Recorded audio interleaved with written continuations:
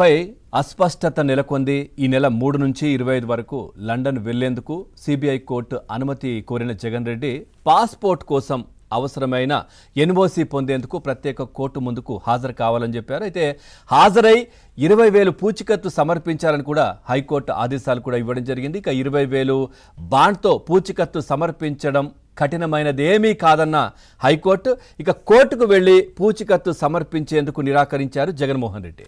ఇక కోర్టుకు స్వయంగా హాజరై పూచికత్తు ఇవ్వకపోతే నో పాస్పోర్ట్ అంటూ కూడా కోర్టు చెప్పిన పరిస్థితి కనిపించింది. మరి ఎందుకు జగన్మోహన్ రెడ్డికి కోర్టుకు వెళ్ళి ఈ చిన్న విషయం చేయడానికి ఎందుకంత నామోషిగా భావిస్తున్నారనేది మాత్రం ఒక ప్రశ్నగా కనిపిస్తోంది. ఇక పాస్పోర్ట్ రెన్యువల్ కోసం కోర్టుకు వెళ్లకుండా మళ్ళీ ఎలహంక ప్యాలెస్కు జగన్మోహన్ రెడ్డి వెళ్లారు.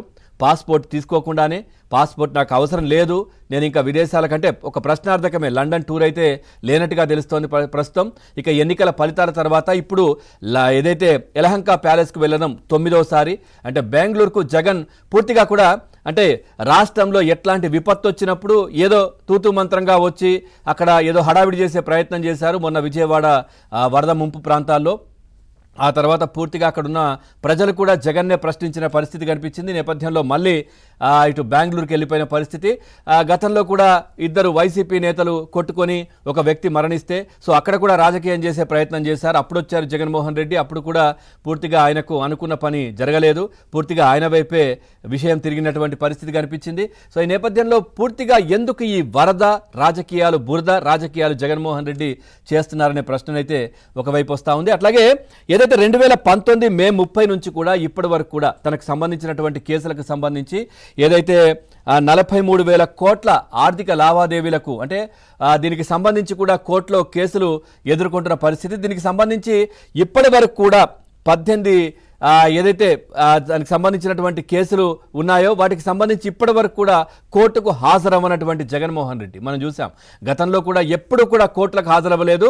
గతంలో ప్రతిపక్ష నేతగా ఉన్నప్పుడు అప్పుడు ప్రతి శుక్రవారం వచ్చి టంచనిగా కోర్టులో కనిపించే వాళ్ళు. ఎందుకంటే నేను పాదయాత్ర చేస్తూ ఉంటే నన్ను ఇబ్బంది పెడతా ఉన్నారు, కోర్టుకు పిలుస్తూ ఉన్నారంటూ కూడా ప్రజల్లో ఒక సానుభూతి పొందే ప్రయత్నం చేశారు జగన్మోహన్ రెడ్డి.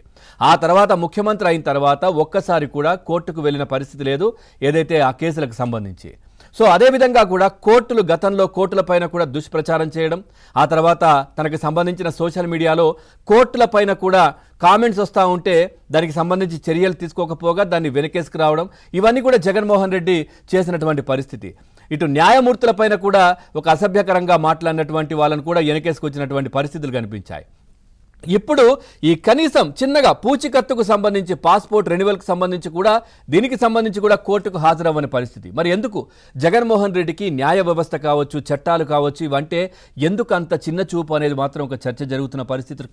సో దీనికి సంబంధించి మనతో చర్చలో పాల్గొంటున్నారు ఇటు రాజకీయ విశ్లేషకులు అంకంరావు గారు కూడా స్టూడియోలో ఉన్నారు. సార్